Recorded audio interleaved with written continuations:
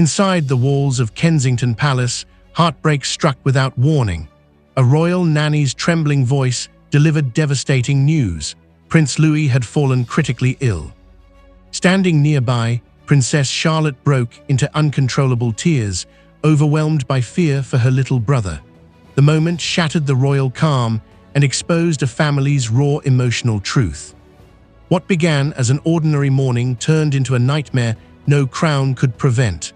What happened to Louis, and how did it nearly break the royal family? Nanny's cry the moment everything changed. It was a quiet early morning at Adelaide Cottage, the private royal residence where Prince William and Princess Catherine raised their children in as normal a life as possible. Before we continue, please kindly subscribe. We are on a journey to reach 1,000 subscribers in less than 2 weeks, and we're counting on you.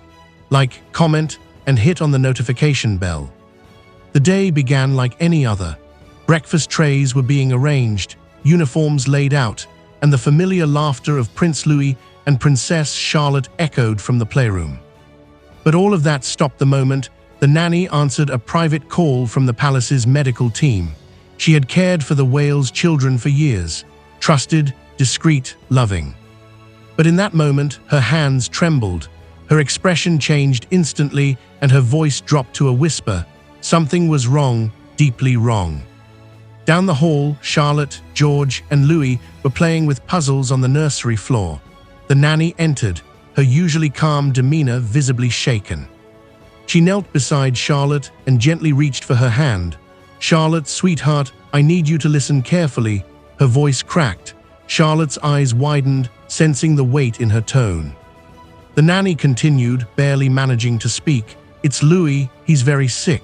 The doctors are on their way." The words hung in the air, impossibly heavy. At first there was silence. Charlotte blinked.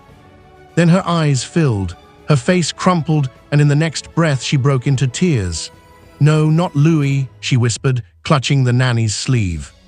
George remained frozen, standing awkwardly by the window, too old not to understand, too young to know what to do. Louis, the subject of the unfolding fear, simply looked between them all, confused, unaware of the storm gathering around him. The nanny held Charlotte tightly, whispering reassurances she barely believed herself. The moment was quiet, raw, and real. The kind of grief that only exists before the headlines, before public statements. This was not a royal crisis. This was a sister's panic for her baby brother. Downstairs, staff scrambled. A private medical team was already en route. Palace security tightened. William and Catherine were contacted immediately. But upstairs in the nursery, it was Charlotte's tears that told the real story. The innocence of childhood suddenly pierced by a fear too large for her age. The nanny, a figure of love and loyalty, tried to remain composed, but the guilt was already setting in. Had she missed something? Was there a warning she failed to see? She would replay that morning 1,000 times in her mind. But in that moment, all she could do was hold Charlotte and whisper again, "We are going to help him." "He's not alone." Charlotte didn't respond. She only cried harder because deep down in the purest part of her heart, she already knew something was seriously wrong.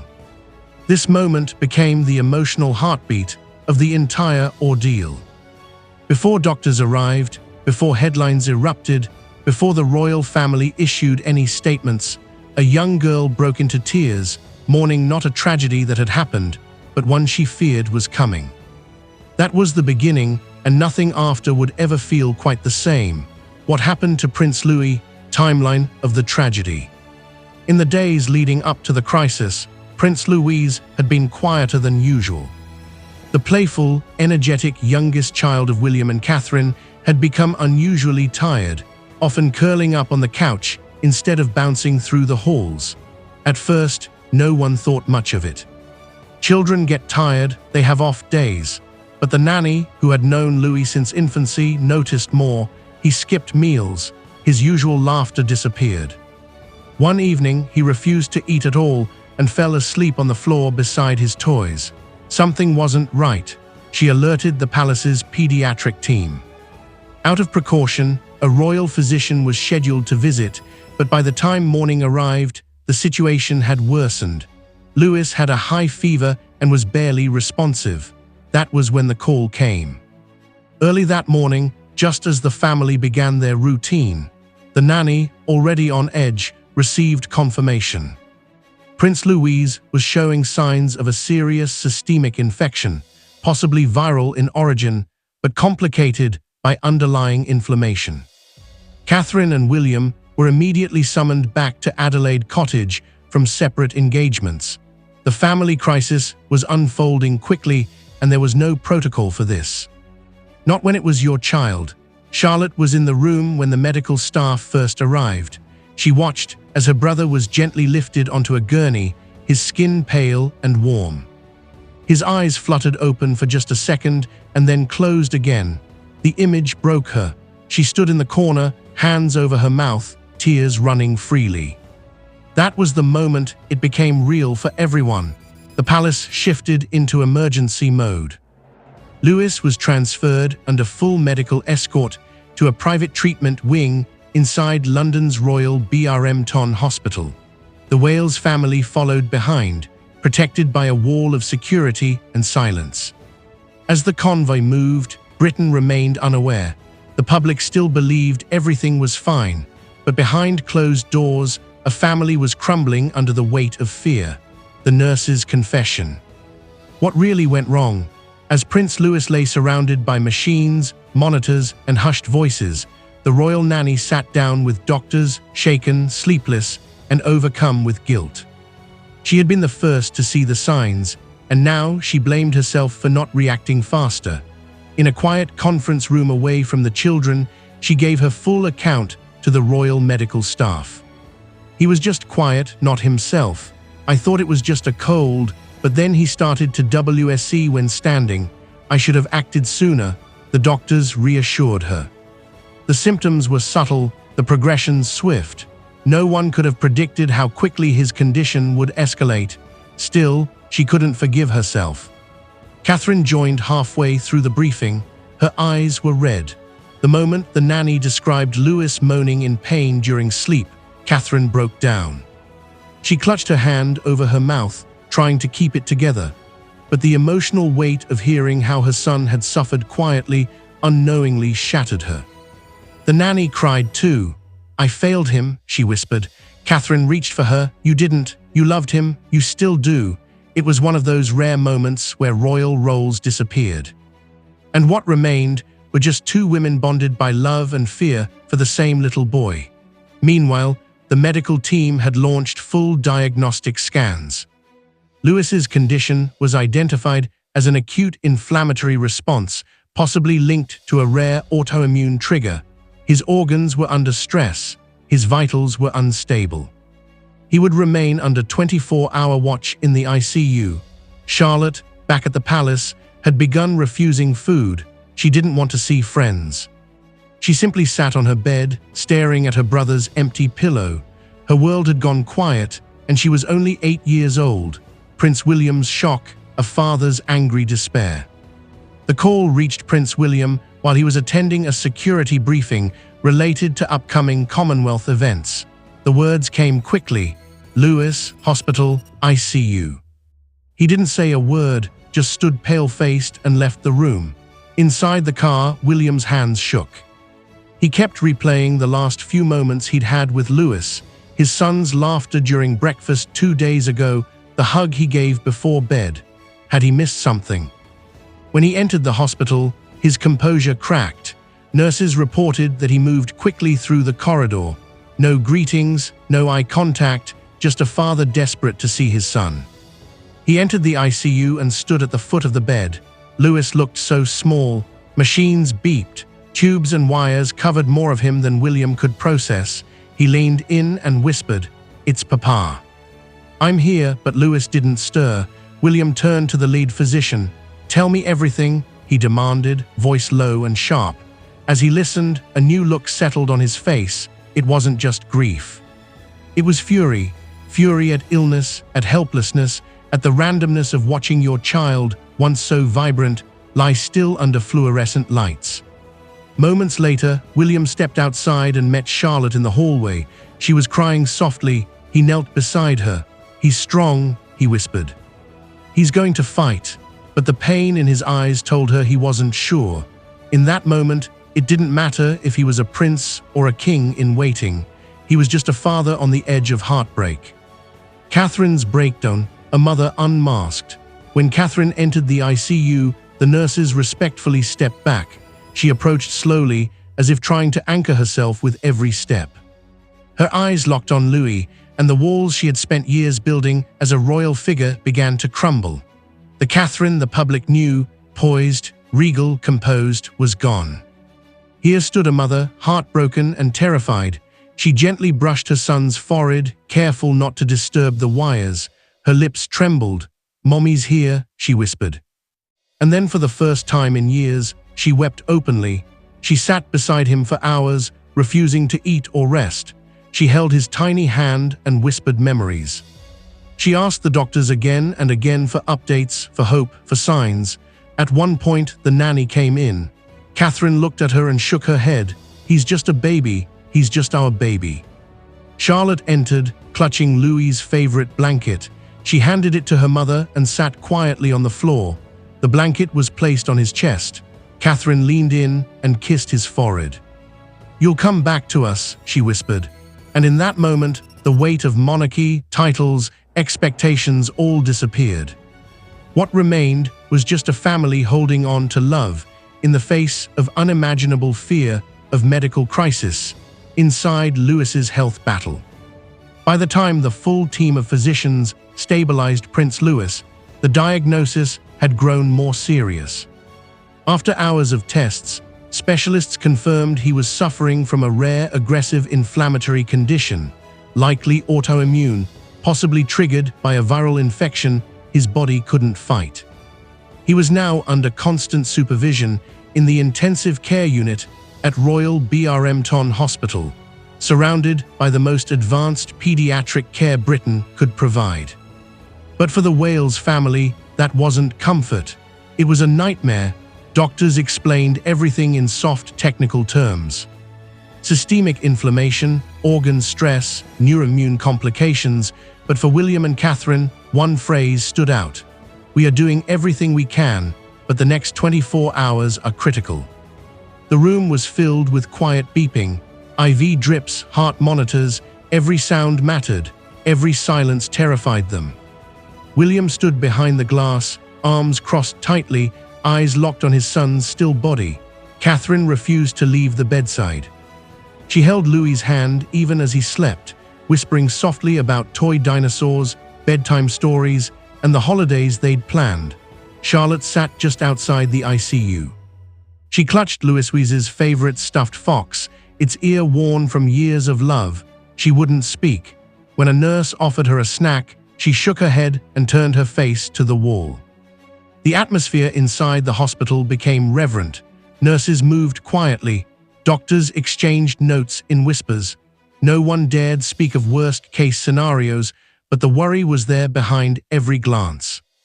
At one point, Catherine and William stepped into the hallway alone. They didn't speak, but when their eyes met, it was as if they were both asking the same unspoken question. How did this happen so fast? They didn't have an answer. The nanny's guilt, blame, love, and loyalty. Back at Adelaide Cottage, the royal nanny sat in silence. The house was still. The toys Louis had played with only a day earlier remained on the floor. His tiny trainers sat by the back door. His laughter, once the soundtrack of the home, had vanished. The nanny was heartbroken. She couldn't shake the feeling she had failed him. She met privately with palace aides and support staff, her voice cracking as she recounted the last week. He was quiet, more tired than usual. "I didn't push hard enough. I thought I was protecting him, but I should have acted sooner." She broke down in tears, the weight of responsibility crushing her. It wasn't duty, it was love. She had helped raise Louis since he was a baby. She had held him through teething, fevers, night terrors. This wasn't just a job, it was family. When Prince William arrived later that evening to collect something from the nursery, he found her sitting in Louis's chair. Her eyes red, her hands folded tightly. He placed a gentle hand on her shoulder. "You didn't fail him," he said softly. You loved him, that's all we can ever do." Later, Charlotte, holding the stuffed fox, approached the nanny. She wiped her own tears and whispered, "He knows you're sad, but he doesn't blame you." In that moment, the royal hierarchy dissolved. There were no titles, no positions, just people joined in pain and love. The nanny promised herself she would never leave Louis' side again, not until he smiled again. When Charlotte lost control, the breaking point. Princess Charlotte had tried to stay strong for her mother, for her brother. She had stayed quiet when the ambulance took Louis away. She had held back tears as the nurses moved through the halls, but children know more than they're told, and Charlotte felt the fear growing around her like a storm. It was late at night when she broke. She had been waiting outside the ICU again, hugging Louis' fox. A nurse passed, whispering something to a colleague. Charlotte didn't hear it all, just the words, "Still not responding." That was enough. She stood suddenly and approached a nurse. "Will he be okay?" she asked, her voice trembling. The nurse crouched beside her, unsure how much to say, but Charlotte didn't wait for the answer. Her face crumpled, her body shook, and a sound, raw, heartbreaking, escaped from her. A full, unfiltered sob. For a moment, the entire ward seemed to pause. A royal child in tears, grieving in public, overwhelmed by fear. William arrived moments later and scooped her into his arms. He didn't ask what happened. He just held her tightly, whispering, "He's strong, darling, just like you. You're strong too." But inside, William knew his daughter had just faced her first real encounter with helplessness. It would mark her forever. Later, Charlotte sat in a chair beside her mother, now curled on the hospital couch. Catherine stroked her daughter's hair, humming quietly. Louis's name was never spoken in that moment, but it didn't need to be. That night, the strength of a future queen met the heartbreak of a little sister, and the world watching felt every tear. Prince Louis fights back, a turning point. Just after 3:00 a.m., the hospital's ICU unit glowed under dimmed lights. Doctors had monitored Prince Louis for nearly 48 hours straight, watching every number on the machines, every flicker in his vitals. There had been no major change until now, a subtle movement first. One of Louis's fingers twitched, then a slight flinch in his right hand. The nurse on duty noticed it instantly. She leaned in and whispered softly, "Louis." His eyelids fluttered, then slowly opened. The nurse didn't scream. She didn't panic, but her eyes filled with tears as she hit the call button. Within 90 seconds, a full medical team was by his side. His vitals were improving. His oxygen intake rose. The fever had dropped slightly. The swelling had begun to reverse. It wasn't a miracle, but it was the first real sign of hope. Charlotte, still curled in a waiting room chair, was the first family member told. When the nurse gently said, "He's waking up," she didn't say a word. She just looked up, eyes wide, and ran to find her parents.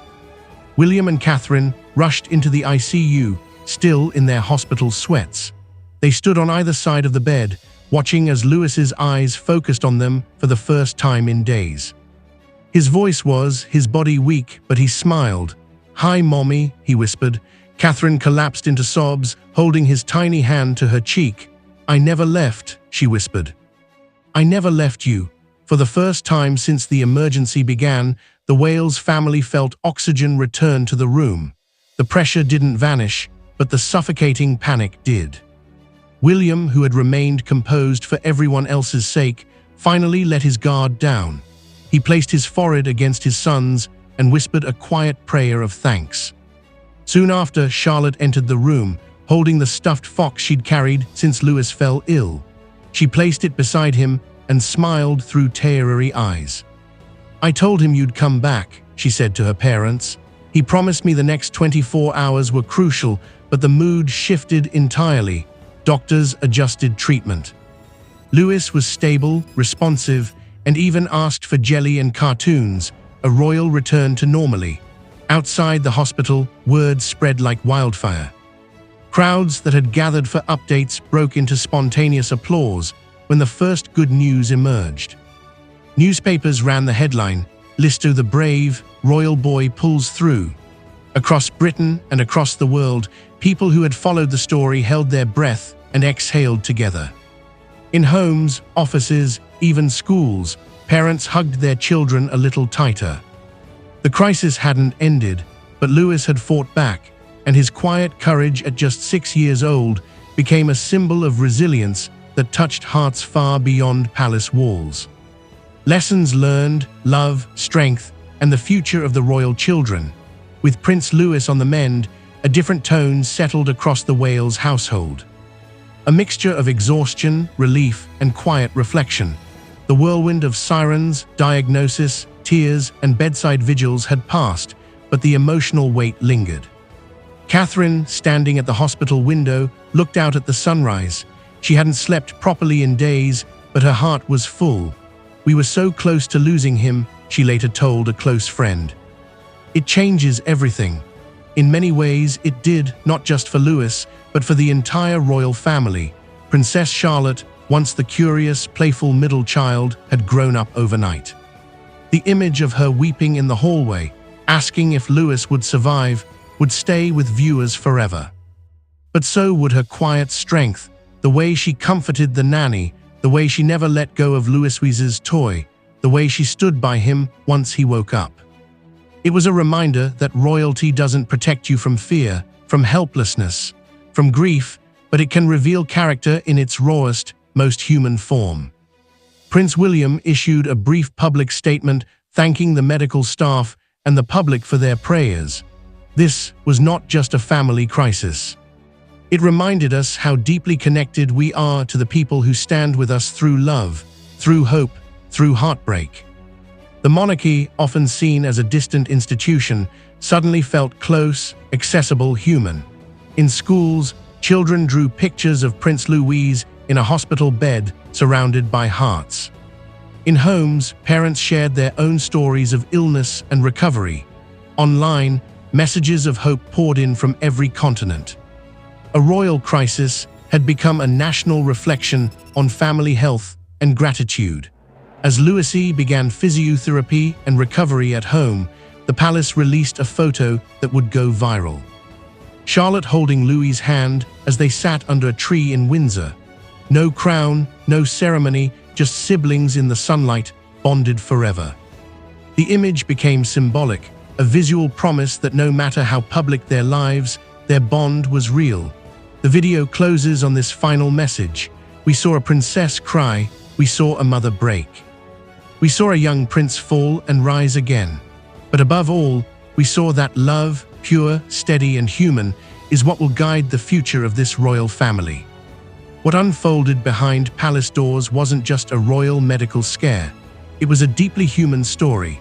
Princess Charlotte's tears showed the world that even within royalty, love and fear walk hand in hand.